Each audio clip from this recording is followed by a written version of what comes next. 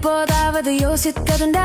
ஒரு 20 ton roller, ஒரு powerful machine, அது எப்படி நகர்கிறது? அவ்வளவு கனமாகவும் பிரம்மாண்டாகவும் உங்களுக்குள் இருக்கும் ஒரு சிறிய மொட்டை மூலம் இயக்கப்படுகிறது. முதல் பார்வையில் அது ஒரு பெரிய ஸ்டீல் ட்ரம் தான். வேலை முடியும் வரை உருண்டு முன்னேறி கொண்டே இருக்கிறது.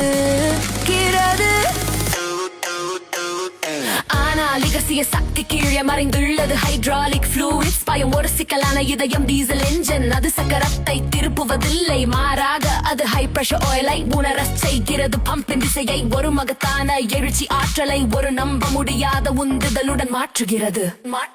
அந்த ஆயில் ஒரு சிறிய முத்துக்கு அதன் வழியை கண்டறிகிறது. சில கிலோகிராம்கள் மட்டுமே, ஆனாலும் அனைத்தையும் வெல்லும் சிறந்த எஃபிஷியன்சியுடன் சக்தியை தொடர்க்காக மாற்றுகிறது. அது 20 தண்டங்களை தள்ளுகிறது.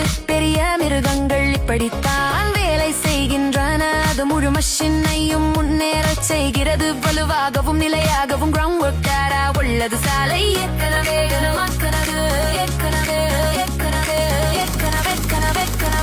கனமானது.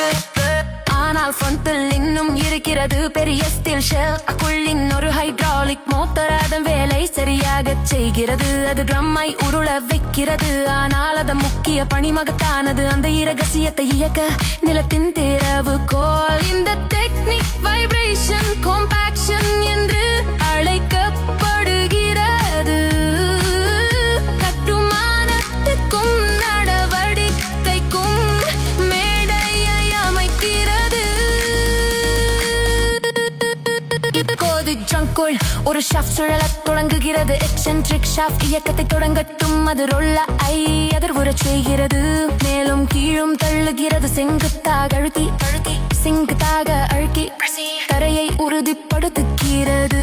இந்த ஹை ஃப்ரீக்வென்சிஸ் ஒரு சக்தி வாய்ந்த சிறிய தலையவை காற்றை வெளியேற்றி மண்ணை துண்டாக்குகின்றனர். மண் துகள்கள் வலுக்கட்டாயமாக இணங்கின்றன. சாலை மேற்பரப்பை ஸ்மூத்தாகவும் வரையறுக்கப்பட்டதாகவும் ஆக்குகின்றன. ஒரு சிறிய ஹைட்ராலிக் மோட்டார் வலிமையின் அற்புதம். அது மாபெரும் உள்ளை இயக்குகிறது மற்றும் இறுக்கமான சாலைகளை உருவாக்குகிறது.